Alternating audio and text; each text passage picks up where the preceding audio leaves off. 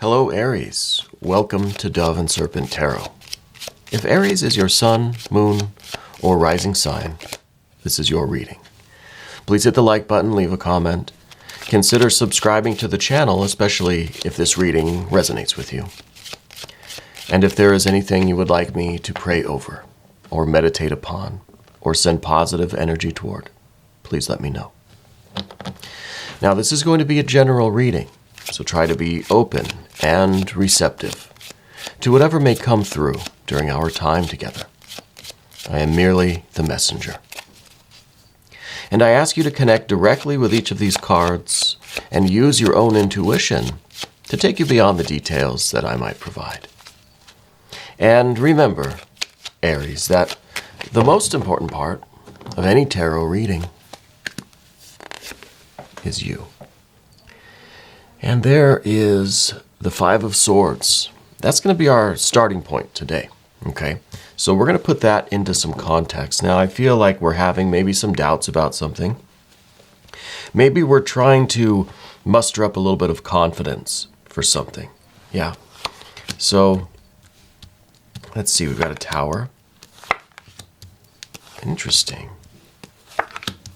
Okay, good. We got the Four. Yeah, I see that there are, and the High Priestess too. This is actually really, really nice.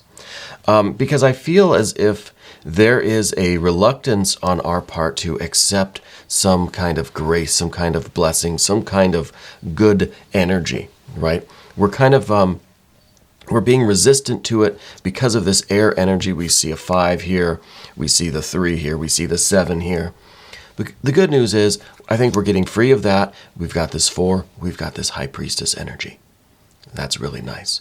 And we've got this interesting Magician energy. Well, let's select our mystery card, bonus card, confirmation card. This is one random card from the Smith-Waite Tarot.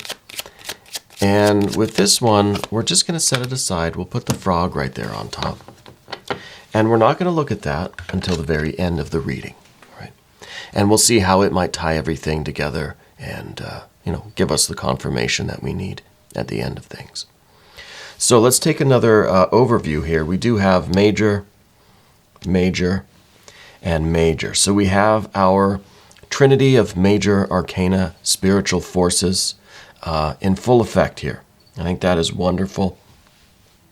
As far as the fire goes, we really don't see any fire except for this Tower energy. Everything, just looking at it visually, everything looks kind of blue and, everything's very cool except this really hot fire Tower energy. Yeah. So this is a little bit of fire here. We've got a little bit of water here in these 2 court cards. We definitely have our air in these few places. We have a little bit of earth, which I think is very important here. It keeps us practical, right? It keeps us kind of appreciating the past and looking toward the future. But what is going on with this 5 of Swords? I feel like we are engaged in some negative internal dialogue, right? Internal monologue, I guess. That we are having some negative thoughts, perhaps a lack of confidence, like I said. I kind of feel like we don't believe that we can do something. We don't believe that we can succeed in this endeavor. I feel like this is a lot of kind of, we're already accepting defeat before we've really even tried something. Yeah. So I feel like there is definitely a mental, psychic, intellectual blockage going on. Something that's preventing you from accepting something. Okay, because we have that High Priestess at the end here in the attitude of kind of this accepting attitude. I think these are the real blessings that are coming in your life. But let's see what's going on here. Let's stick with the path of the dove first. Now we have to deal with this 5 of Swords, and we'll be coming back to all of this air energy as we go through the reading. But what's the story here? Where did all of this come from? Well, I think it came from this Magician, this Mercury. I think you've been trying to learn something new, trying to maybe develop a new skill, enter into a new technical field, a new specialty with your career, with your work. I think we've been trying to learn something new, right? And I think that we don't have the confidence in ourselves or in the results of this new endeavor. And we're a little shaky on how to move forward, if we should move forward, right? A lot of doubts. And we definitely see that there's way too much of this, the odd-numbered air energy, right? There's way too much of this odd-numbered air, 3, 5, 7. We've got all the prime numbers here. So I feel like in the originating energy, right? This is kind of yesterday's energy. This is where all of this really started. I think that this is you embarking on this kind of new challenge, really. But I think it's a challenge of learning and developing, right? So maybe you're choosing a different major at university. Maybe you're specializing in some of your training. Maybe you're trying to just learn a new language, right? Or learn a new skill. Or this could be something very drastically different than what you're used to. We do have that tower energy to deal with. So it could be that you are literally going from apples to oranges. You're doing something completely new, completely out of your wheelhouse. And it's going to require a lot of education, a lot of learning, a lot of developing. If we have a natural ability for something. Now, it's interesting to me that we do have the water energy in the form that we do. And I'm trying not to jump around too much. But we have the princess all the way up to the Knight of Cups. So this is maybe something that you have a natural talent for, that you've always kind of felt drawn to. Now it's time to really develop that skill into mastery, into something that you now can go out into the world and do, right? So I think this is the beginning of it. I think there was a lot for you to learn, a new skill or something to develop. All right, we'll come back to this as we learn a little bit more about this energy. But I feel as if we have this 5 of Swords, which we kind of doubt. We kind of already are assuming, I'm not capable of this. It's too much for me, right? Maybe it's too overwhelming. Maybe that's the reason we have the Tower here. The Tower, I think, is going to serve many, many purposes, just as will Mercury and the Priestess. Right? The major arcana energy really represents spirit and the different ways that spirit is manifesting in your life. With this Tower, I feel first that this is you kind of feeling overwhelmed by the prospect of this, wanting to kind of just forget about it, right? Just throw all the books away so that there's no, like literally taking the books and giving them away somewhere where you can't just go back and get them again, something permanent. It's like, we're breaking all of our toys. That way I can't go back to them, right? I can't go back and try again. So it's kind of a final giving up, right? Because I think we feel maybe a little overwhelmed by this prospect, or how challenging we realize it is. Maybe we didn't think it was going to be this bad. So I feel as if this is an overwhelming kind of Tower energy. But this also serves a different purpose, okay? I think that this is, not only is this something that is affecting us now, but it's also kind of an energy that represents our breaking through this negative dialogue and getting to this peace of mind, this acceptance. This is a mind here with the 4 of Swords in the future that is accepting the difficulty of it, has resigned itself to be just kind of overworked and miserable and really stretched thin with this whole process, but you're okay with that, right? You're confident enough in your abilities that it's going to be grueling, yes, but you can do it, right? You can do it. So on the horizontal plane, the horizontal axis, it serves a couple of different purposes. It's the problem, but also the solution, right?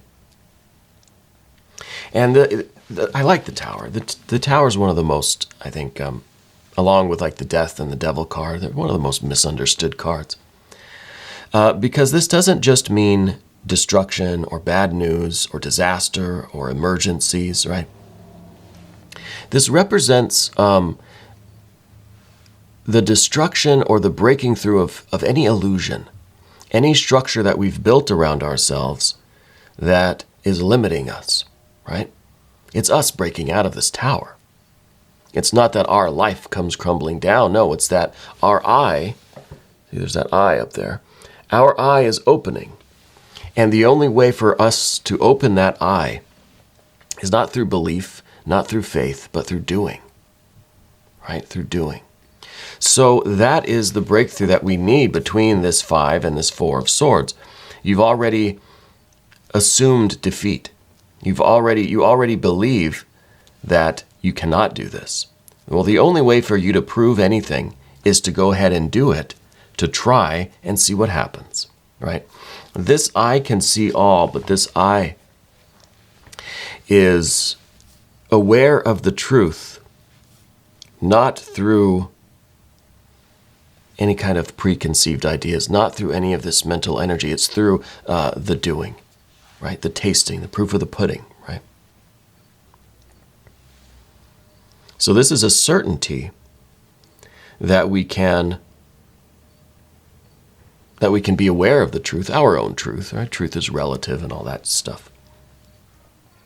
But the only way that we can find out for sure what we're capable of, or if this is meant for us, is to immerse ourselves in it and to endure it and to try. And, it's in the activity, right? So we need fire. There's no other fire. There's no other fire here. There's some fire suggested in the Knight of Cups, but it's rather subtle. So we need the Tower energy on the horizontal plane.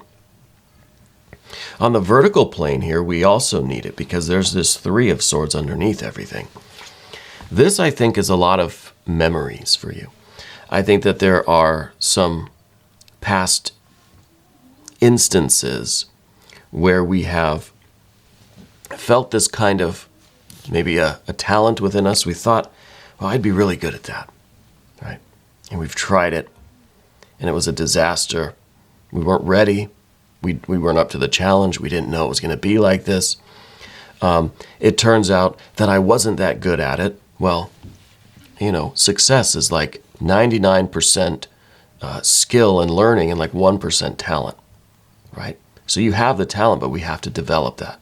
And maybe when you were younger, at the time of this 3 of swords, we didn't really know that, right? We thought we were good at something. We went and tried it, and it didn't work out that well.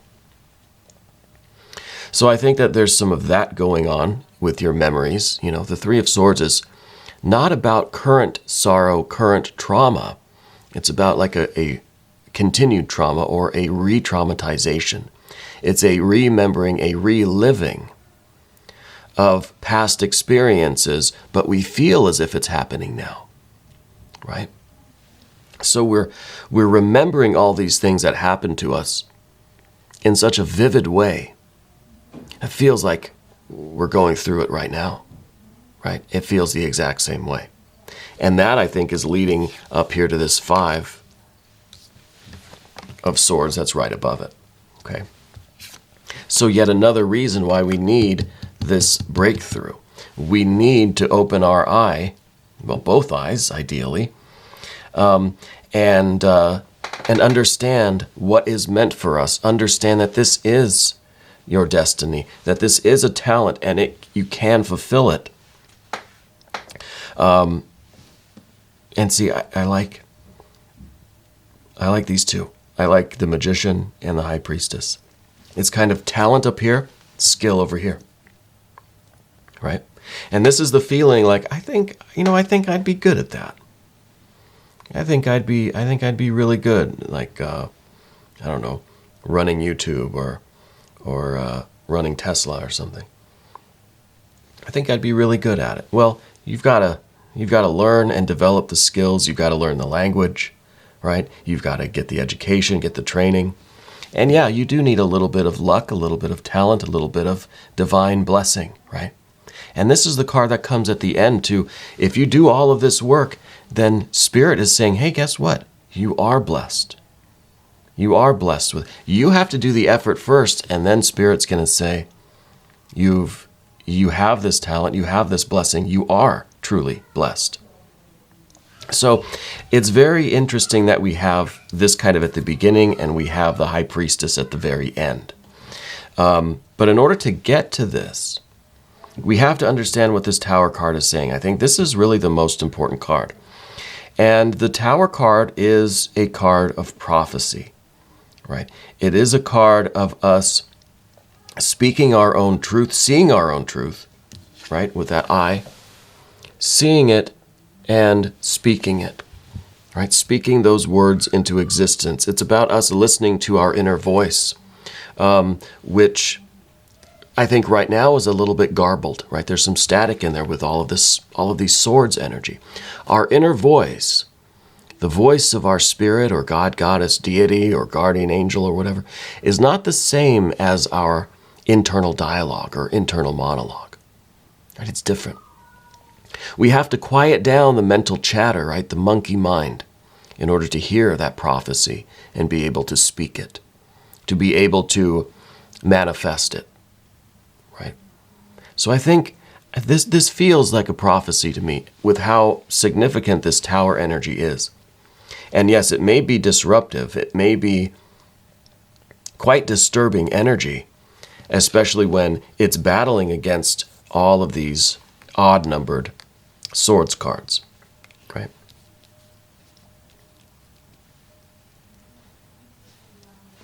I'm also getting a couple of letters here with some of these cards. I don't know if there is a B or a P or a G sound name, right? With the major arcana kind of have any one of those letters or a combination of those letters, maybe their initials for something.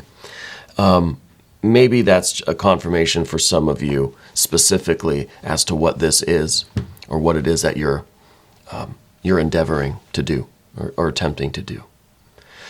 But we have to talk about this Queen of Pentacles up here, because this is the doing, right?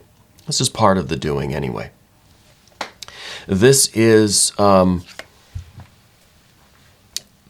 energy. This is what we're aspiring to. We're trying to appreciate everything that we've done in our lives. Let's try to figure out how everything we've ever learned, every job we've ever had, every success, every failure, right? In the physical world, in the manifested material realm, everything that we've done, every task that we've performed, how all of those tasks now go into who you are. They're all built into you now, into your brain, into your muscles, into your nerves, into your soul. So this card's an appreciation of the past. See, the figure's looking back at the long and winding road that brought them to this moment. And I think this moment is the turning point. If we can rise above all of this tumultuous air energy, which with these over here and this, if we can rise above this, if we can have that breakthrough, if we can open our eye and see our truth and speak our truth, then this could be the turning point of our life, where we will see how everything we've ever done, every skill we've ever learned, right? Every word in our vocabulary is part of this prophecy, part of this blessing, and it is now, we can look toward the future, and we'll be able to see how everything will pan out in the future. So this card really is about a reflection. It's a turning point, but it's being able to see what is within and how it's going to reflect in the external world, in the future, right? In what's coming before us. Because in this card, you don't really know if they're looking at the past road, the winding road behind them, or the long winding road in front of them. I think it's both. I think it's that turning point. I think it's, it's an appreciation, an assessment, a hindsight, right, for the past, and then a projection for the future. being able to sort of predict the future or what it's going to take, understanding the road to get there, understanding how even all of the nonsense that I've done in my life, all the random things that I've learned or read about on the internet or whatever, everything now fits into that puzzle in some weird way. It's a strange kind of synchronicity, right?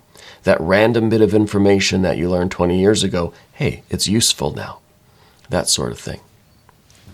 And I think this is what we're kind of aspiring to. We're trying to see how all the pieces of the puzzle fit together to gauge if this future is right for us. Well, in order to do that, we do have to invoke this tower energy. We have to get through these odd-numbered swords cards. And to do that, again, it's the tower energy leading to this Four of Swords. This is a temporary stability. This is rest. This is recuperation. This is recovery. After a very stressful period of time, this is finally some peace of mind, right? Some peace of mind. This card's also about the breath. There's a lot of this kind of meditative, almost a kundalini kind of thing going on here with this, the breath work and this tower energy. The tower, a lot of the time, will represent that the kundalini awakening, the full chakra activation. It could be an experience such as that also. I should point out that this magician, this Mercury energy, represents the nervous system, the brain and the spinal cord, right? Which is very much connected with this kind of meditation, this kind of chakra activation and kundalini experience. Okay, so for some of you, that might be very significant. But in order to allow that to emerge, we've got to still our mind a little bit. We've got to stop that internal chatter. Well, easier said than done, Paul. Yeah, I know. The Five of Swords, we need to flip this around, and instead of all of the random, chaotic, negative internal dialogue with the five, like this, we need to put spirit back on top. We need to have one singular, there's the cat to confirm, right on schedule. We need one singular word or phrase. We need to take this prophecy and we need to simplify it into either one, maybe not one word, but maybe a few words strung together, right? A very simple phrase that can represent and symbolize this work that we're trying to do, whatever this thing is, okay? Let's simplify it down into just a couple of words, short sentence, right? Simple phrase. And that's going to be our mantra. That's going to be our positive affirmation as often as you can, but especially when you find that this sword is starting to go down like this and we're starting to get weighed down by all that internal chatter. Let's return to the mantra. Yeah. Especially when we're trying to do our breathing, we're trying to meditate. Maybe you are someone who meditates. We'll sit in a dark and quiet room and we'll just try to focus on the breath. Well, that's not that easy, right? Even after years and years of attempting it, I'm still terrible at it. We come back to that mantra, right? Maybe we just start with the mantra and try to get the breath to kind of follow it. Yeah. Get that in harmony. And I think that will help us to mitigate the disruptive aspect of the tower, but also give us that third eye opening, the perception of our truth, and then our ability to then speak it into existence, right? So have a journal or a tape recorder nearby to record the experience. Now we're going to move over to the path of the serpent because this is taking longer than I thought it would to get through these cards. We talked about the water energy here. I think the first thing is this Princess of Cups, obviously. This was, I think, just kind of a daydream. It started as maybe a fantasy that was just kind of, oh gosh, I think I'd be good at that. It feels like that'd be fun. maybe this is a natural pull that you feel towards something, right? You just kind of feel like, you feel like you'd be good at it. You feel this, something's moving you toward it, right? It's still in the very beginning stages. I think really the path of the serpent here is a simplification of all of the energy that we saw today so far. Because we have that initial interest, the initial kind of calling, we're kind of fantasizing about it, but we have all of this air energy to contend with. We want to go straight to our, see what's at the top of this card. If you look at that, the Ace of Swords right in the middle, what is it pointing at? It's pointing at the symbol for the moon. And what is the moon but the High Priestess energy? Full moon, full illumination, full blessings. Yeah.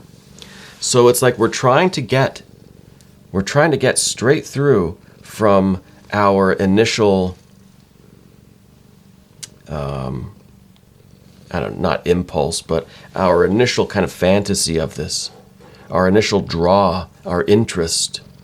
We're trying to get straight through to that moon, to that blessing, to that illumination,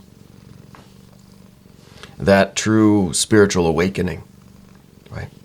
To get that, we have to, of course, overcome the odd-numbered swords cards. And this is one really that you were trying to stay on track, and we have all these nagging little daggers around us that just say, well, maybe you're not good at this. Maybe we should do something else. Maybe this is just a immature fantasy that you would want to do this, or that you could do this.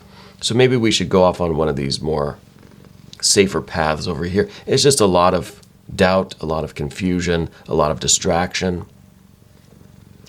But if this is really something that you feel, if this is something that we discover is part of our destiny, part of our prophecy, the prophecy of our own life, we push through. And then we have here the Knight of Cups. This is kind of a maturing of that energy. This is a maturing of your initial desire, your initial impulse or will, this draw, this you feel it, right? This is a maturing of that. And this is you now wanting to give this gift away. We have this feeling that we'd be really good at this thing, this project, this study or skill or whatever we're doing. And now we've got this confidence almost. See, there's a little bit of fire in this, in the Knight of Cups here, a little bit of fire here. Because that's now the fire of spirit, of enthusiasm, of confidence, right? Now we're confident in our development that we are ready to share this. We're ready to show other people, right? This is the kind of that future vision that we have. This is what we're kind of reflecting on with that prince, the Queen of Pentacles. That one day we will be in a position where we've all but succeeded. We've developed the skill. We're good at it. We're approaching mastery, perhaps. Yeah. And now we want to share it. We want to give it away. We want other people to know. It's our gift. It's our giving back, kind of. So I think that is, but see, that's the card we're rejecting too. The position here, this is the card of this is our fears, worries, concerns, maybe the card we don't want, maybe the obstacle we have to get over. And this again is part of this air energy in the sense that we don't believe we could get there. We don't believe that we could ever be good enough at this thing to even be willing to show other people or tell other people, or that we could give it away, right? Let alone sell it as a business, but we can't even give it away. We need to stop that kind of thinking. We need to stop with these. And again, with the Three of Swords, this is something that has very deep roots for you. Why we think this way about ourselves. Okay. I really do like this High Priestess card at the end. This is a card that says, you may not believe it, but you are truly blessed. And you can do this.